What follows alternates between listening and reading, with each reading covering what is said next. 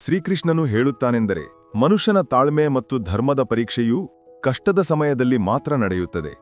ಸಮಯವು ನಿಮಗೆ ವಿರುದ್ಧವಾಗಿ ಚಲಿಸುತ್ತಿರುವಾಗ ಶಾಂತವಾಗಿರುವುದು ಅತ್ಯುತ್ತಮ ಮಾರ್ಗವಾಗಿದೆ. ಇಂದು ಕೆಟ್ಟ ಸಮಯ ನಡೆಯುತ್ತಿದ್ದರೆ ನಾಳೆ ಉತ್ತಮ ಸಮಯ ಖಂಡಿತವಾಗಿಯೂ ಬರುತ್ತದೆ. ನೀವು ನಿರಂತರವಾಗಿ ನಿಸ್ವಾರ್ಥ ಭಾವದಿಂದ ನಿಮ್ಮ ನಿರ್ದಿಷ್ಟ ಕರ್ಮವನ್ನು ಮಾಡುತ್ತಾ ಇರಿ, ಏಕೆಂದರೆ ನೋಡಿದರೆ ಇದು ಮಾತ್ರ ನಿಮ್ಮ ಕೈಯಲ್ಲಿದೆ. ನಾವು ಮಾಡಿದ ಯಾವುದೇ ಕರ್ಮದ ಫಲಿತಾಂಶ ಏನಾಗುತ್ತದೆ ಅಥವಾ ನಮಗೆ ಅದರ ಫಲ ಯಾವಾಗ ಸಿಗುತ್ತದೆ ಎಂದು ಮೇಲಿನವನಿಗೆ ಮಾತ್ರ ತಿಳಿದಿದೆ. ನಮಸ್ಕಾರ ಮಿತ್ರರೇ, ನಮ್ಮ ಗೀತಜ್ಞಾನ ಚಾನೆಲ್ಗೆ ಸ್ವಾಗತ. ಮಿತ್ರರೇ, ಇಂದಿನ ಈ ವಿಡಿಯೋ ಬಹಳ ಮುಖ್ಯವಾಗಿದೆ, ಏಕೆಂದರೆ ಇಂದು ನಾವು ನಿಮಗೆ ಭಗವಾನ್ ಶ್ರೀಕೃಷ್ಣನ ಅಂತಹ ಅಮೂಲ್ಯ ವಿಚಾರಗಳನ್ನು ತಂದಿದ್ದೇವೆ. ಅದು ನಿಮ್ಮ ಜೀವನವನ್ನು ಸಕಾರಾತ್ಮಕತೆಯಿಂದ ತುಂಬುತ್ತದೆ. ನೀವು ಈ ವಿಡಿಯೋವನ್ನು ಕೊನೆಯವರೆಗೂ ವೀಕ್ಷಿಸಲು ಮತ್ತು ಭಗವಾನ್ ಶ್ರೀಕೃಷ್ಣನ ಅಮೂಲ್ಯ ವಿಚಾರಗಳನ್ನು ಆನಂದಿಸಲು ನಾವು ವಿನಂತಿಸುತ್ತೇವೆ. ನಮ್ಮ ಈ ಪ್ರಯತ್ನ ನಿಮಗೆ ಇಷ್ಟವಾದರೆ ದಯವಿಟ್ಟು ಈ ವಿಡಿಯೋವನ್ನು ಲೈಕ್ ಮಾಡಿ, ಕಮೆಂಟ್ಗಳಲ್ಲಿ ಜೈ ಶ್ರೀ ರಾಧೆ ಕೃಷ್ಣ ಎಂದು ಬರೆಯಿರಿ ಮತ್ತು ನಮ್ಮ ಚಾನಲ್ ಅನ್ನು ಸಬ್ಸ್ಕ್ರೈಬ್ ಮಾಡಿ ಘಂಟೆಯನ್ನು ಒತ್ತಿ. ಕನ್ನ ಹೇಳುತ್ತಾನೆ, ಭಕ್ತಿಯಲ್ಲಿ ಮನಸ್ಸು ತೊಡಗಿದಾಗ ನೀವು ದೇವರನ್ನು ಆರಿಸಿಕೊಂಡಿಲ್ಲ, ಆದರೆ ದೇವರು ನಿಮ್ಮನ್ನು ಆರಿಸಿಕೊಂಡಿದ್ದಾನೆ ಎಂದು ಅರ್ಥ ಮಾಡಿಕೊಳ್ಳಿ. ದೇವರು ಕೇವಲ ದಾರಿಯನ್ನು ತೋರಿಸಬಹುದು, ಆ ಮಾರ್ಗದಲ್ಲಿ ನಡೆಯುವುದು ನಮ್ಮ ಕೆಲಸ. ಮತ್ತು ವಾಸ್ತವದಲ್ಲಿ ನೀವು ನಡೆಯಲು ಬಯಸದಿದ್ದರೆ ನಿಮ್ಮ ದೇವರನ್ನು ದೂಷಿಸುವುದು ವ್ಯರ್ಥ. ಶ್ರೀಮದ್ ಭಗವದ್ಗೀತೆಯಲ್ಲಿ ಭಗವಾನ್ ಶ್ರೀಕೃಷ್ಣನು ಹೇಳುತ್ತಾನೆ, ಹೇ ಅರ್ಜುನ, ಈ ಪ್ರಪಂಚವು ನನ್ನದೇ ಮಾಯೆ. ಈ ಪ್ರಪಂಚವು ನನ್ನಿಂದಲೇ ಹುಟ್ಟಿಕೊಂಡಿದೆ. ನಾನೇ ಇದರ ಪೋಷಕ ಮತ್ತು ನಾನೇ ಈ ಸೃಷ್ಟಿಯ ವಿನಾಶಕ ಕೂಡ. ನಾನು ಭೂತ, ವರ್ತಮಾನ ಮತ್ತು ಭವಿಷ್ಯದ ಎಲ್ಲಾ ಪ್ರಾಣಿಗಳನ್ನು ಬಲ್ಲೆ, ಆದರೆ ವಾಸ್ತವದಲ್ಲಿ ಯಾರೂ ನನ್ನನ್ನು ಬಲ್ಲವರಲ್ಲ. ನಾನು ಎಲ್ಲಾ ಪ್ರಾಣಿಗಳ ಹೃದಯದಲ್ಲಿರುವ ಆತ್ಮ. ಎಲ್ಲಾ ಪ್ರಾಣಿಗಳ ಆದಿ, ಮಧ್ಯ ಮತ್ತು ಅಂತ್ಯವೂ ನಾನೇ. ನಾನು ಗ್ರಹಗಳಲ್ಲಿ ಸೂರ್ಯ, ವೇದಗಳಲ್ಲಿ ಸಾಮವೇದ, ದೇವತೆಗಳಲ್ಲಿ ಇಂದ್ರ, ಇಂದ್ರಿಯಗಳಲ್ಲಿ ಮನಸ್ಸು. ನಾನು ಬ್ರಹ್ಮ, ನಾನು ವಿಷ್ಣು, ನಾನು ಮಹೇಶ್. ಜಲಾಶಯಗಳಲ್ಲಿ ನಾನು ಸಮುದ್ರ, ಪರ್ವತಗಳಲ್ಲಿ ನಾನು ಹಿಮಾಲಯ. ಈ ಸಂಪೂರ್ಣ ಜಗತ್ತಿನಲ್ಲಿ ನೀನು ಏನು ನೋಡುತ್ತೀಯೋ ಅದೆಲ್ಲವೂ ನಾನೇ. ಕನ್ನ ಹೇಳುತ್ತಾನೆ, ಜೀವನದಲ್ಲಿ ಎಷ್ಟು ಕಷ್ಟದ ಸಮಯ ಮತ್ತು ದುಃಖ ಬಂದರೂ ಅದರಿಂದ ಎಂದಿಗೂ ಓಡಿ ಹೋಗಬೇಡಿ, ಏಕೆಂದರೆ ನೀವು ಎಷ್ಟೇ ಪ್ರಯತ್ನಿಸಿದರೂ ತೊಂದರೆ ನಿಮ್ಮನ್ನು ಎಂದಿಗೂ ಬಿಡುವುದಿಲ್ಲ. ಹಾಗಾಗಿ ತೊಂದರೆಗಳಿಂದ ಓಡಿ ಹೋಗಬೇಡಿ, ಬದಲಾಗಿ ನಿರ್ಭಯವಾಗಿ ಅವುಗಳನ್ನು ಎದುರಿಸಿ. ದೇವರು ಕೇವಲ ಸೇರಿಸುವ ಕೆಲಸ ಮಾಡುತ್ತಾನೆ. ಸಂಬಂಧಗಳಲ್ಲಿ ದೂರ ಅಥವಾ ಹತ್ತಿರ ಮಾಡುವ ಕೆಲಸ ಮನುಷ್ಯನೇ ಮಾಡುತ್ತಾನೆ. ಮನಸ್ಸಿನ ಸುಳ್ಳುಗಳನ್ನು ಹಿಡಿದುಕೊಂಡು ಅನೇಕ ಬಾರಿ ನಾವು ನಮ್ಮ ಸತ್ಯದಿಂದ ದೂರ ಓಡಿ ಹೋಗುತ್ತಿರುತ್ತೇವೆ. ನಾವು ಏನು ಬಯಸುತ್ತಿದ್ದೇವೆ ಎಂದು ನಮಗೆ ತಿಳಿದಿಲ್ಲ ಅಥವಾ ನಾವು ತಿಳಿದುಕೊಳ್ಳಲು ಬಯಸುವುದಿಲ್ಲ. ಒಂದು ಕಡೆ ನಾವು ನಿರ್ದಿಷ್ಟ ವ್ಯಕ್ತಿಯನ್ನು ನೋಡಲು ಬಯಸುವುದಿಲ್ಲ ಎಂದು ಹೇಳುತ್ತೇವೆ, ಆದರೆ ಮತ್ತೆ ಅವರು ಏಕೆ ಮಾತನಾಡುತ್ತಿಲ್ಲ ಎಂದು ಕೇಳುತ್ತೇವೆ. ಕೆಲವೊಮ್ಮೆ ಯಾರಿಂದಲೂ ಯಾವುದೇ ನಿರೀಕ್ಷೆಗಳಿಲ್ಲ ಎಂದು ಹೇಳುತ್ತೇವೆ, ಆದರೆ ಇತರರು ನಮಗಾಗಿ ಏನಾದರೂ ಮಾಡಬೇಕೆಂದು ಬಯಸುತ್ತೇವೆ. ಹೀಗೆ ಒಂದೇ ಸಮಯದಲ್ಲಿ ಎರಡು ವಿರೋಧಾತ್ಮಕ ಆಲೋಚನೆಗಳು ನಮ್ಮ ಮನಸ್ಸಿನಲ್ಲಿ ನಡೆಯುತ್ತಿರುತ್ತವೆ. ಅವು ನಮ್ಮನ್ನು ಗೊಂದಲಕ್ಕೀಡಾಗಿಸುತ್ತವೆ.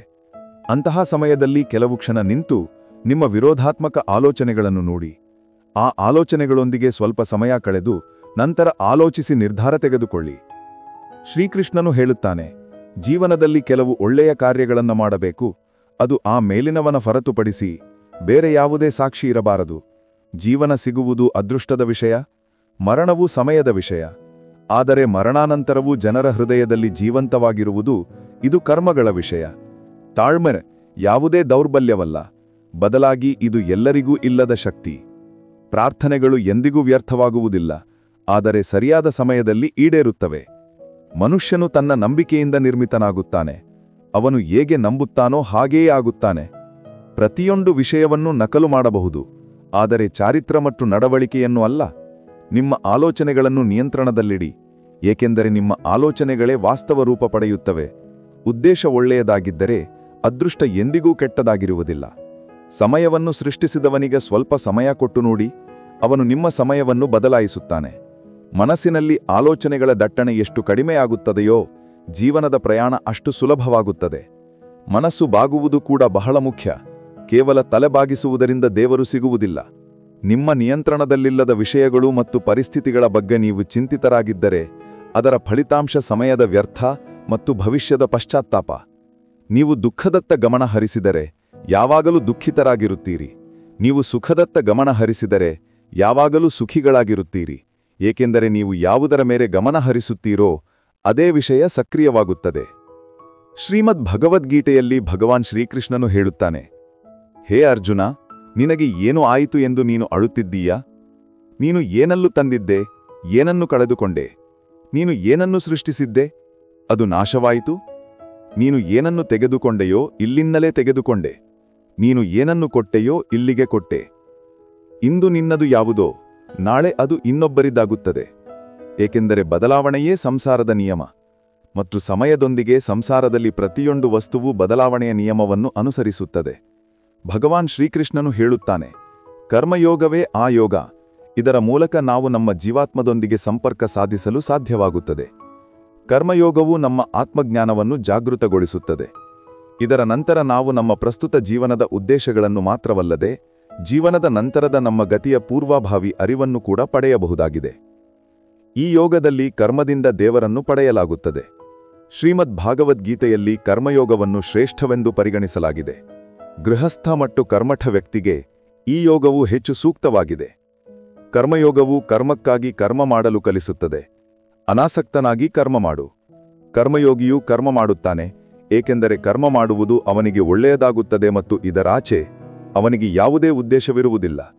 ಅವನು ಕರ್ಮವನ್ನು ತ್ಯಾಗ ಮಾಡುವುದಿಲ್ಲ. ಅವನು ಕೇವಲ ಕರ್ಮಫಲವನ್ನು ತ್ಯಾಗ ಮಾಡುತ್ತಾನೆ ಮತ್ತು ಕರ್ಮದಿಂದ ಉಂಟಾಗುವ ದುಃಖಗಳಿಂದ ಮುಕ್ತನಾಗುತ್ತಾನೆ. ಅವನ ಸ್ಥಿತಿ ಈ ಜಗತ್ತಿನಲ್ಲಿ ಒಬ್ಬ ದಾತೆಯಂತಿದ್ದು ಅವನು ಯಾವುದನ್ನು ಪಡೆಯುವ ಬಗ್ಗೆ ಎಂದಿಗೂ ಚಿಂತಿಸುವುದಿಲ್ಲ. ಅವನು ಕೊಡುತ್ತಿದ್ದಾನೆ ಎಂದು ತಿಳಿದಿದ್ದಾನೆ ಮತ್ತು ಬದಲಾಗಿ ಏನನ್ನೂ ಕೇಳುವುದಿಲ್ಲ, ಮತ್ತು ಹಾಗಾಗಿ ಅವನು ದುಃಖದ ಸುಳಿಯಲ್ಲಿ ಸಿಲುಕುವುದಿಲ್ಲ. ಸಂಸಾರದ ಯಾವುದೇ ಕೆಲಸವು ಬ್ರಹ್ಮನಿಂದ ಬೇರೆಯಾಗಿಲ್ಲ. ಹಾಗಾಗಿ ಕೆಲಸದ ಸ್ವರೂಪ ಯಾವುದೇ ಆಗಲಿ, ನಿಷ್ಕಾಮ ಕರ್ಮವು ಯಾವಾಗಲೂ ದೇವರಿಗೆ ಸಮರ್ಪಿತವಾಗುತ್ತದೆ. ಹೇ ಅರ್ಜುನ, ಪುನರ್ಜನ್ಮಕ್ಕೆ ಕಾರಣ ಕಾಮನೆಗಳು ಅಥವಾ ಹೆಚ್ಚುವರಿ ಆಸೆಗಳ ಸಂಚಯ. ಕರ್ಮಯೋಗಿಯು ಕರ್ಮಫಲದ ಸುಳಿಯಲ್ಲಿ ಸಿಲುಕುವುದಿಲ್ಲ, ಆದ್ದರಿಂದ ಕಾಮನೆಗಳ ಸಂಚಯವೂ ಆಗುವುದಿಲ್ಲ. ಹೀಗೆ ಕರ್ಮಯೋಗಿಯು ಪುನರ್ಜನ್ಮದ ಬಂಧನದಿಂದಲೂ ಮುಕ್ತನಾಗುತ್ತಾನೆ. ಭಗವಾನ್ ಶ್ರೀಕೃಷ್ಣನು ಹೇಳುತ್ತಾನೆ, ಮನುಷ್ಯನ ಮನಸ್ಸು ಗಾಳಿಯಂತೆ ಚಂಚಲವಾಗಿದೆ. ಈ ಮನಸ್ಸೇ ಮನುಷ್ಯನನ್ನು ಕಾಮವಾಸನೆಗಳ ಕಡೆಗೆ ಅಲೆದಾಡಿಸುತ್ತದೆ. ಜೀವನವನ್ನು ಯಶಸ್ವಿಗೊಳಿಸಬೇಕಾದರೆ ಮನಸ್ಸಿನ ಮೇಲೆ ಹಿಡಿತ ಸಾಧಿಸುವುದು ಬಹಳ ಮುಖ್ಯ. ಮನಸ್ಸನ್ನು ವಶಪಡಿಸಿಕೊಳ್ಳುವುದರಿಂದ ಮನಸ್ಸಿನ ಶಕ್ತಿ ಕೇಂದ್ರೀಕೃತವಾಗುತ್ತದೆ. ಇದರಿಂದ ಕಾರ್ಯಗಳಲ್ಲಿ ಯಶಸ್ಸು ಸಿಗುತ್ತದೆ. ಗೀತೆಯ ಪ್ರಕಾರ ತನ್ನ ಮನಸ್ಸನ್ನು ವಶಪಡಿಸಿಕೊಂಡ ವ್ಯಕ್ತಿಯು ಮನಸ್ಸಿನಲ್ಲಿ ಹುಟ್ಟುವ ನಿಷ್ಪ್ರಯೋಜಕ ಚಿಂತೆಗಳು ಮತ್ತು ಆಸೆಗಳಿಂದಲೂ ದೂರವಿರುತ್ತಾನೆ. ಹಾಗೆಯೇ ಆ ವ್ಯಕ್ತಿಯು ತನ್ನ ಗುರಿಯನ್ನು ಸಹ ಸುಲಭವಾಗಿ ಸಾಧಿಸಿಕೊಳ್ಳುತ್ತಾನೆ. ಮನಸ್ಸನ್ನು ವಶಪಡಿಸಿಕೊಳ್ಳದಿದ್ದರೆ ಅದು ನಿನ್ನ ದೊಡ್ಡ ಶತ್ರುವಾಗಿ ಮಾರ್ಪಡುತ್ತದೆ.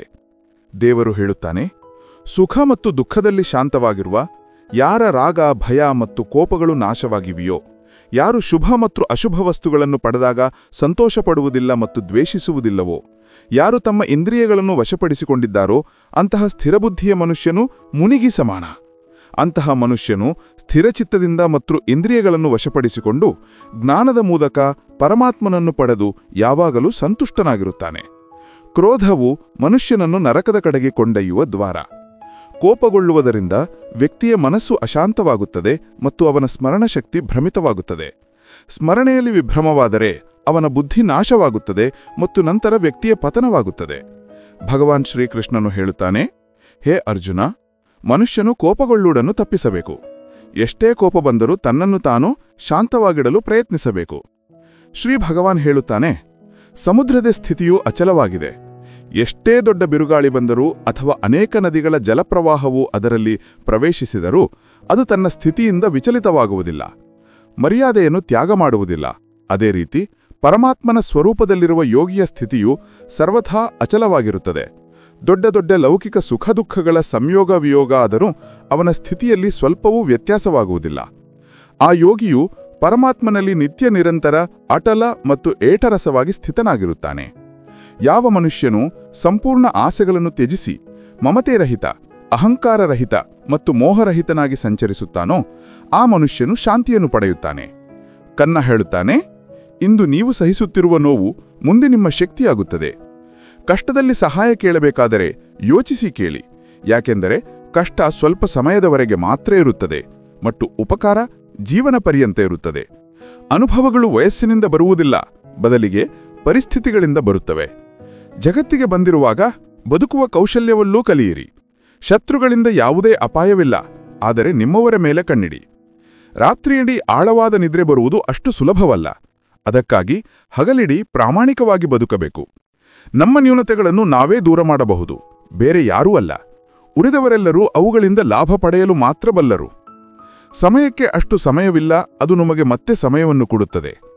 ಬದಲಿಸಬಹುದಾದದ್ದನ್ನು ಬದಲಾಯಿಸಿ, ಬದಲಾಯಿಸಲಾಗದದ್ದನ್ನು ಸ್ವೀಕರಿಸಿ ಮತ್ತು ಸ್ವೀಕರಿಸಲಾಗದ ವಿಷಯಗಳಿಂದ ದೂರವಿರಿ. ಆದರೆ ನಿಮ್ಮನ್ನು ಸಂತೋಷವಾಗಿಡಿ, ಅದೂ ಕೂಡ ಒಂದು ದೊಡ್ಡ ಜವಾಬ್ದಾರಿ. ನಾವು ನಮ್ಮ ಸಂಬಂಧಗಳಿಗೆ ಸಮಯವನ್ನು ನೀಡದಿದ್ದಾಗ ಸಮಯವು ನಮ್ಮ ನಡುವಿನ ಸಂಬಂಧವನ್ನು ತೆಗೆದುಹಾಕುತ್ತದೆ. ನಿಮ್ಮನ್ನು ನಿಂದಿಸುವವರನ್ನು ನಿಂದಿಸಲು ಬಿಡಿ, ಯಾಕೆಂದರೆ ಸಮಾನವಾಗಿ ಸ್ಪರ್ಧಿಸಲು ಸಾಧ್ಯವಾಗದವರು ಮಾತ್ರ ನಿಂದಿಸುತ್ತಾರೆ. ಸುಳ್ಳು ಎಷ್ಟು ವಿಚಿತ್ರವಲ್ಲವೇ? ನೀವೇ ಹೇಳಿದರೆ ಒಳ್ಳೆಯದೆನಿಸುತ್ತದೆ ಮತ್ತು ಇನ್ನೊಬ್ಬರು ಹೇಳಿದರೆ ಕೋಪ ಬರುತ್ತದೆ. ಸಂತೋಷವಾಗಿರಬೇಕು ಎಂದು ಬಯಸಿದರೆ ಜನರ ಮಾತುಗಳ ಮೇಲೆ ಕಡಿಮೆ ಮತ್ತು ನಿಮ್ಮ ಆಲೋಚನೆಗಳ ಮೇಲೆ ಹೆಚ್ಚು ಗಮನ ಕೊಡಿ. ದೇವರ ಮೇಲೆ ವಿಶ್ವಾಸವು ಗಾಳಿಯಲ್ಲಿ ಎಸೆದರೂ ನಗುವ ಮಗುವಿನಂತಿರಬೇಕು.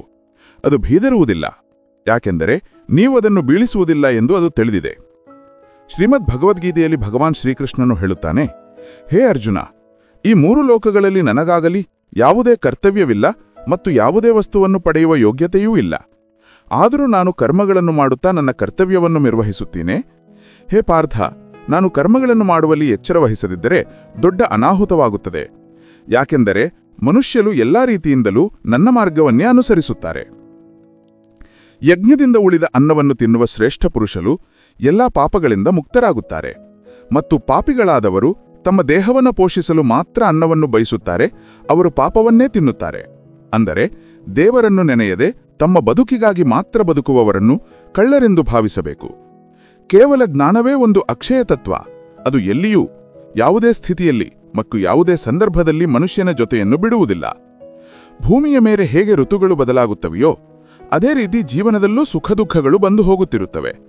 ಯುದ್ಧವಿರಲಿ ಅಥವಾ ಜೀವನವಿರಲಿ, ಯಶಸ್ಸು ಕೇವಲ 3 ಅಸ್ತ್ರಗಳಿಂದ ಪ್ರಾಪ್ತವಾಗುತ್ತದೆ: ಧರ್ಮ, ಧೈರ್ಯ ಮತ್ತು ಸಾಹಸ. ಕನ್ನ ಹೇಳುತ್ತಾನೆ, ಎಲ್ಲರಿಗೂ ಸೇವೆ ಮಾಡಿ, ಆದರೆ ಯಾರಿಂದಲೂ ಆಶೆ ಪಡಬೇಡಿ. ಯಾಕೆಂದರೆ ಸೇವೆಯ ನಿಜವಾದ ಮೌಲ್ಯವನ್ನು ದೇವರ ಮಾತ್ರ ನೀಡಬಲ್ಲನು, ಮನುಷ್ಯನಲ್ಲ. ಉದ್ದೇಶ ಶುದ್ಧವಾದರೆ ಒಂದು ಬಟಲು ನೀರು ಸಹ ಸ್ವೀಕಾರಾರ್ಹ. ಇಲ್ಲದಿದ್ದರೆ ಪ್ರದರ್ಶನದ 5 ಭೋಗಗಳು ವ್ಯರ್ಥ. ಮೇಲಿನವನ್ನು ಹೊರತಾಗಿ ಅರ್ಥ ಮಾಡಿಕೊಳ್ಳುವವರು ಎಲ್ಲಿ ಸಿಗುತ್ತಾರೆ? ಸಿಕ್ಕವರೆಲ್ಲರೂ ಅರ್ಥ ಮಾಡಿಸಿ ಹೋಗುತ್ತಾರೆ ಅಷ್ಟೇ. ದೇವರ ನಿರ್ಧಾರದ ಬಗ್ಗೆ ಎಂದಿಗೂ ಸಂಶಯಿಸಬೇಡಿ. ಶಿಕ್ಷೆ ಸಿಗುತ್ತಿದ್ದರೆ ತಪ್ಪು ಸಹ ಖಂಡಿತವಾಗಿಯೂ ಇರುತ್ತದೆ. ನೀವು ಸರಿಯಾದರೆ ಏನನ್ನು ಸಾಬೀತುಪಡಿಸಲು ಪ್ರಯತ್ನಿಸಬೇಡಿ. ಕೇವಲ ಸರಿಯಾಗಿರಿ, ಸಮಯವೇ ಸಾಕ್ಷಿ ಹೇಳುತ್ತದೆ. ಕೃಷ್ಣನ ಹೊರತಾಗಿ ಕೇಳುವವರೇ ಇಲ್ಲದ ಕಡೆ ಕುಳಿತು ಅಳುವುದು ಬಹಳ ನೆಮ್ಮದಿ ನೀಡುತ್ತದೆ. ಅವನು ನಿಮ್ಮನ್ನು ಎಷ್ಟೇ ಕಾಯಿಸಿದರೂ ಸಮಯ ಬಂದಾಗ ಅಷ್ಟೇ ಹೆಚ್ಚು ಕೊಡುತ್ತಾನೆ. ಅದನ್ನು ನಿಭಾಯಿಸಲು ನಿಮಗೆ ಸಾಧ್ಯವಾಗುವುದಿಲ್ಲ. ಸ್ನೇಹ ಅವಶ್ಯಕ, ಸಂಬಂಧಗಳೂ ಸಹ ಅವಶ್ಯಕ. ಆದರೆ ಜೀವನದ ಕಷ್ಟದ ಪರಿಸ್ಥಿತಿಗಳು ಏಕಾಂಗಿಯಾಗಿ ಇರಲು ಕಲಿಯುವುದು ಸಹ ಅವಶ್ಯಕ ಎಂದು ತೋರಿಸುತ್ತದೆ. ನಾವು ದೊಡ್ಡವರಲ್ಲ, ನಮ್ಮ ಹಿಂದೆ ಇರುವ ಶಕ್ತಿ ದೊಡ್ಡದು. ಜೀವನದಲ್ಲಿ ಇಷ್ಟು ಪ್ರಯಾಣ ಮಾಡಿದ ನಂತರ ಒಂದು ವಿಷಯವನ್ನು ನಾನು ಕಲಿತಿದ್ದೇನೆ: ಆ ಗಲ್ಲಿಯಲ್ಲಿ ಎಂದಿಗೂ ಹೆಜ್ಜೆ ಇಡಬೇಡಿ. ಅಲ್ಲಿಯ ಜನರು ನಿಮ್ಮನ್ನು ಗೌರವಿಸುವುದಿಲ್ಲ. ಈಗ ನಂಬಿಕೆಯ ಮೇಲೂ ನಂಬಿಕೆ ಹೋಗಿದೆ. ಯಾಕೆಂದರೆ ಯಾರ ಮೇಲೆ ಹೆಚ್ಚು ನಂಬಿಕೆ ಇತ್ತೋ ಅವರೇ ನಂಬಿಕೆ ಮುರಿಯುವುದನ್ನು ನೋಡಿದ್ದೇನೆ. ನಿಮ್ಮ ಹತ್ತಿರ ಇರುವ ವ್ಯಕ್ತಿಯನ್ನು ಗೌರವಿಸಿ. ಹತ್ತಿರ ಬರಲು ಇಷ್ಟಪಡದವರನ್ನು ಮರೆತು ಬಿಡಿ. ಅವನು ಹಿಂತಿರುಗಬೇಕಿದ್ದರೆ ಹಿಂತಿರುಗುತ್ತಾನೆ. ನಿಮ್ಮಿಂದ ದೂರ ಹೋಗಲು ಹೆದರುವವರನ್ನು ಗೌರವಿಸಿ. ಈ ಪ್ರತಿಜ್ಞೆಗಳು, ವಾದೆಗಳು ಎಲ್ಲವೂ ಸುಳ್ಳು. ಯಾಕೆಂದರೆ ಹೆಚ್ಚು ಪ್ರಮಾಣ ಮಾಡುವವರೇ ಹೆಚ್ಚು ಸುಳ್ಳು ಹೇಳುತ್ತಾರೆ. ದೀಪದ ಜೀವನವು ಪ್ರಶಂಸನೀಯವಲ್ಲ, ಯಾಕೆಂದರೆ ಅದು ಉರಿಯುತ್ತದೆ, ಆದರೆ ಬೇರೆಯವರಿಗಾಗಿ ಉರಿಯುತ್ತದೆ, ಬೇರೆಯವರಿಂದ ಉರಿಯುವುದಿಲ್ಲ. ಕನ್ನ ಹೇಳುತ್ತಾನೆ, ಜೀವನದಲ್ಲಿ ಎಂದಾದರೂ ಅವಕಾಶ ಸಿಕ್ಕಿದರೆ ಯಾರಿಗಾದರೂ ಸಾರಥಿಯಾಗಿ, ಸ್ವಾರ್ಥಿಯಲ್ಲ. ಯಾರ ಜೊತೆ ಯಾವಾಗ ಮತ್ತು ಎಷ್ಟು ಮಾತನಾಡಬೇಕು ಎಂದು ನೀವು ಅರ್ಥ ಮಾಡಿಕೊಂಡರೆ ನೀವು ನಿಮ್ಮ ಜೀವನದ ಸಾರ್ಥಕರ್ತರಾಗಿದ್ದೀರಿ. ಯಶಸ್ಸು ಮತ್ತು ವೈಫಲ್ಯ ಎರಡೂ ಜೀವನದ ಭಾಗಗಳು ಮತ್ತು ಎರಡೂ ಶಾಶ್ವತವಲ್ಲ. ಜನರು ಒಬ್ಬರ ಬಗ್ಗೆ ಇನ್ನೊಬ್ಬರು ಮಾತನಾಡುವ ಬದಲಿಗೆ ಒಬ್ಬರಿಗೊಬ್ಬರು ಮಾತನಾಡಲು ಕಲಿತರೆ ಜೀವನದ ಅರ್ಧದಷ್ಟು ದೂರುಗಳು ಹೀಗೆ ದೂರವಾಗುತ್ತವೆ. ಯಾರನ್ನಾದರೂ ಅಷ್ಟು ನಂಬಿ ಅವರು ನಿಮ್ಮ ಜೊತೆಗೆ ವಂಚನೆ ಮಾಡುವಾಗ ತಮ್ಮನ್ನು ತಾವೇ ದೂಷಿಸಲಿ, ಮತ್ತು ಯಾರನ್ನಾದರೂ ಅಷ್ಟು ಪ್ರೀತಿಸಿ ಅವರ ಮನಸ್ಸಿನಲ್ಲಿ ಯಾವಾಗಲೂ ನಿಮ್ಮನ್ನು ಕಳೆದುಕೊಳ್ಳುವ ಭಯವಿರಲಿ. 4 ವೇದಗಳ ಅರ್ಥ ತಿಳಿಯದಿದ್ದರೂ ಪರವಾಗಿಲ್ಲ, ಆದರೆ ತಿಳುವಳಿಕೆ, ಜವಾಬ್ದಾರಿ, ನಿಷ್ಠೆ ಮತ್ತು ಪ್ರಾಮಾಣಿಕತೆ, ಈ 4 ಪದಗಳ ಮರ್ಮವನ್ನು ತಿಳಿದುಕೊಂಡರೆ ಜೀವನ ಸಾರ್ಥಕವಾಗುತ್ತದೆ. ಶ್ರೀಮದ್ ಭಗವದ್ಗೀತೆಯಲ್ಲಿ ಭಗವಾನ್ ಶ್ರೀಕೃಷ್ಣನು ಹೇಳುತ್ತಾನೆ, ಹೇ ಅರ್ಜುನ, ಯಾವ ಕಾಲದಲ್ಲಿ ಮನುಷ್ಯನು ಮನಸ್ಸಿನಲ್ಲಿರುವ ಸಂಪೂರ್ಣ ಆಸೆಗಳನ್ನು ಚೆನ್ನಾಗಿ ತ್ಯಜಿಸಿ ಆತ್ಮದಲ್ಲೇ ಸಂತುಷ್ಟನಾಗಿರುತ್ತಾನೋ ಆ ಕಾಲದಲ್ಲಿ ಅವನನ್ನು ಸ್ಥಿತಪ್ರಜ್ಞೆ ಎಂದು ಹೇಳಲಾಗುತ್ತದೆ. ದುಃಖಗಳು ಬಂದಾಗ ಮನಸ್ಸಿನಲ್ಲಿ ಉದ್ವೇಗವಿಲ್ಲದವನು, ಸುಖಗಳು ಬಂದಾಗ ಸಂಪೂರ್ಣವಾಗಿ ಮೋಹರಹಿತನಾಗಿರುವನು, ಮತ್ತು ಯಾರ ರಾಗ, ಭಯ ಮತ್ತು ಕೋಪಗಳು ನಾಶವಾಗಿವೆಯೋ ಅಂತಹ ಮುನಿಯನ್ನು ಸ್ಥಿರಬುದ್ಧಿ ಎಂದು ಹೇಳಲಾಗುತ್ತದೆ. ಆಮೆ ಎಲ್ಲಾ ಕಡೆಯಿಂದ ತನ್ನ ಅಂಗಗಳನ್ನು ಒಳಗೆ ಎಳೆದುಕೊಳ್ಳುವ ಹಾಗೆ ಪುರುಷನು ಇಂದ್ರಿಯಗಳ ವಿಷಯಗಳಿಂದ ಇಂದ್ರಿಯಗಳನ್ನು ಎಲ್ಲಾ ರೀತಿಯಿಂದಲೂ ಹಿಂದಕ್ಕೆ ತೆಗೆದುಕೊಂಡಾಗ ಅವನ ಬುದ್ಧಿ ಸ್ಥಿರವಾಗಿದೆ ಎಂದು ತಿಳಿಯಬೇಕು. ಬುದ್ಧಿವಂತ ಪುರುಷನು ಪುಣ್ಯ ಮತ್ತು ಪಾಪ ಎರಡನ್ನೂ ಈ ಲೋಕದಲ್ಲಿಯೇ ತ್ಯಜಿಸುತ್ತಾನೆ, ಅಂದರೆ ಅವುಗಳಿಂದ ಮುಕ್ತನಾಗುತ್ತಾನೆ. ಹೇ ಅರ್ಜುನ, ಯಾವ ಕಾಲದಲ್ಲಿ ನಿನ್ನ ಬುದ್ಧಿ ಮೋಹವೆಂಬ ಕೆಸಲನ್ನು ಚೆನ್ನಾಗಿ ದಾಟಿ ಹೋಗುತ್ತದೋ ಆ ಸಮಯದಲ್ಲಿ ನೀನು ಕೇಳಿದ ಮತ್ತು ಕೇಳಬೇಕಾದ ಈ ಲೋಕ ಮತ್ತು ಪರಲೋಕಕ್ಕೆ ಸಂಬಂಧಿಸಿದ ಎಲ್ಲಾ ಭೋಗಗಳಿಂದ ವೈರಾಗ್ಯವನ್ನು ಪಡೆಯುತ್ತೀಯ. ಹೇ ಪಾರ್ಥ, ಧರ್ಮದಿಂದ ತುಂಬಿದ ಹೃದಯ ಧರ್ಮದ ಸಲಹೆ ನೀಡುತ್ತದೆ ಮತ್ತು ಅಧರ್ಮದಿಂದ ತುಂಬಿದ ಹೃದಯ ಅಧರ್ಮದ ಸಲಹೆ ನೀಡುತ್ತದೆ. ಕನ್ನ ಹೇಳುತ್ತಾನೆ, ದುಷ್ಟಜನರ ಉಪಕಾರವನ್ನು ಎಂದಿಗೂ ಮಾಡಬಾರದು, ಯಾಕೆಂದರೆ ಚೇಳನ್ನು ನೀವು ಎಷ್ಟೇ ಪ್ರೀತಿಸಿದರೂ ಅದು ಕುಟುಗುತ್ತದೆ. ಶ್ರೀಕೃಷ್ಣನು ಹೇಳುತ್ತಾನೆ, ಜನರು ನಿಮ್ಮನ್ನು ಗೌರವಿಸುವುದು ಯಾವಾಗ ಕಲಿಯುತ್ತಾರೆ ಅಂದರೆ ನೀವು ಅವರನ್ನು ಅವರಂತೆಯೇ ನಿರ್ಲಕ್ಷಿಸಲು ಕಲಿಯುವಾಗ. ನಿಮ್ಮ ದೌರ್ಬಲ್ಯವನ್ನು ಯಾರಿಗೂ ಹೇಳಬೇಡಿ, ಇಲ್ಲದಿದ್ದರೆ ಜನರು ಇದರ ಲಾಭ ಪಡೆಯಲು ಪ್ರಾರಂಭಿಸುತ್ತಾರೆ. ಸಾಲ ತೆಗೆದುಕೊಳ್ಳುವ ಮತ್ತು ಇತರರಿಂದ ಉಪಕಾರ ಪಡೆಯುವ ಅಭ್ಯಾಸವಿರುವವರು ಯಾವಾಗಲೂ ಒತ್ತಡದಲ್ಲಿರುತ್ತಾರೆ. ಇತರರನ್ನು ಗೌರವಿಸದ ವ್ಯಕ್ತಿಯನ್ನು ಈ ಜಗತ್ತಿನಲ್ಲಿ ಕಡಿಮೆ ಗೌರವಿಸಲಾಗುತ್ತದೆ. ಯಾರನ್ನೂ ಅತಿಯಾಗಿ ತಲೆ ಮೇಲಿರಿಸಿಕೊಳ್ಳಬೇಡಿ, ಅವರು ತಲೆನೋವಾಗಿ ಮಾರ್ಪಡುತ್ತಾರೆ. ಮತ್ತು ಯಾರನ್ನೂ ಅತಿಯಾಗಿ ಹೊಗಳಬೇಡಿ, ಅವರು ನಿಮ್ಮ ಬಗ್ಗೆ ನಿರ್ಲಕ್ಷ್ಯ ತೋರುತ್ತಾರೆ. ಕನ್ನಡಿಯಲ್ಲಿ ಕಾಣುವವರ ಹೊರತಾಗಿ ಯಾರನ್ನೂ ಕಣ್ಣು ಮುಚ್ಚಿ ನಂಬಬೇಡಿ, ಏಕೆಂದರೆ ಇಂದು ನಿಮ್ಮನ್ನು ಗೌರವಿಸುವುದನ್ನು ನಿಲ್ಲಿಸದವರು ನಾಳೆ ನಿಮ್ಮನ್ನು ಅವಮಾನಿಸಲು ಯಾವುದೇ ಕಸರತ್ತನ್ನು ಬಿಡಲಾರರು. ನಿಮ್ಮ ಕೆಲಸವಿರುವವರೆಗೂ ನಿಮ್ಮನ್ನು ಗೌರವಿಸುವ ಜನರಿಂದ ದೂರವಿರಿ. ಅವಸರದಲ್ಲಿ ಯಾವುದೇ ನಿರ್ಧಾರ ತೆಗೆದುಕೊಳ್ಳಬೇಡಿ, ಏಕೆಂದರೆ ಅವಸರದಲ್ಲಿ ತೆಗೆದುಕೊಂಡ ನಿರ್ಧಾರವು ಸಾಮಾನ್ಯವಾಗಿ ತಪ್ಪಾಗುತ್ತದೆ. ನಿಮ್ಮ ರೆಕ್ಕೆಗಳ ಮೇಲೆ ಭರವಸೆ ಇಡಿ, ಗಾಳಿಯ ಭರವಸೆಯ ಮೇಲೆ ಗಾಳಿಪಟಗಳು ಹಾರಾಡುತ್ತವೆ. ಇಲ್ಲಿ ಬಡವನು ನೆಲದ ಮೇಲೆ ಬಿದ್ದ ರೊಟ್ಟಿಯನ್ನೂ ಸಂತೋಷದಿಂದ ತಿನ್ನುತ್ತಾನೆ, ಅಲ್ಲಿ ಶ್ರೀಮಂತನು ಕೈಗೆ ಸಿಕ್ಕ ರೊಟ್ಟಿಯನ್ನು ಗೌರವಿಸುವುದಿಲ್ಲ. ನಿಮಗೆ ಸಿಗದಿದ್ದದ್ದನ್ನು ಪಡೆಯುವ ಆಸೆ ಖಂಡಿತ ಇರಲಿ, ಆದರೆ ನಿಮಗೆ ಸಿಕ್ಕಿದ್ದನ್ನು ಎಂದಿಗೂ ನಿರ್ಲಕ್ಷಿಸಬೇಡಿ. ಪ್ರೀತಿಯ ಪರಿಣಾಮವು ಸಂಬಂಧದಲ್ಲಿ ಕೊನೆಗೊಳ್ಳುತ್ತದೆ, ಅಲ್ಲಿ ಒಬ್ಬರನ್ನೊಬ್ಬರು ಗೌರವಿಸುವುದು ಕಡಿಮೆಯಾಗುತ್ತದೆ. ಯಾರಿಗೆ ಏನು ಹೇಳಬೇಕೋ ಹೇಳಲು ಬಿಡಿ, ಅವರಿಗೆ ಸಮಯವೇ ಉತ್ತರ ನೀಡುತ್ತದೆ. ಸಮಯದೊಂದಿಗೆ ಎಲ್ಲರೂ ಬದಲಾಗುತ್ತಾರೆ, ಸ್ನೇಹಿತರು, ಪ್ರೀತಿ ಮತ್ತು ಪರಿಸ್ಥಿತಿಗಳು ಸಹ. ಬೇರೆಯವರ ಮೇಲೆ ಏಕೆ ಭರವಸೆ ಇಡುತ್ತೀಯಾ? ನೀನು ನಿನ್ನದೇ ಕಾಲುಗಳ ಮೇಲೆ ನಡೆಯಬೇಕು. ನಿದ್ರೆಯನ್ನು ಪ್ರೀತಿಸುವವರು ಸುಂದರ ಕನಸುಗಳನ್ನು ಕಾಣುತ್ತಲೇ ಇರುತ್ತಾರೆ, ಆದರೆ ತಮ್ಮ ಕನಸುಗಳನ್ನು ಗೌರವಿಸುವವರಿಗೆ ನಿದ್ರೆಯೂ ಬರುವುದಿಲ್ಲ.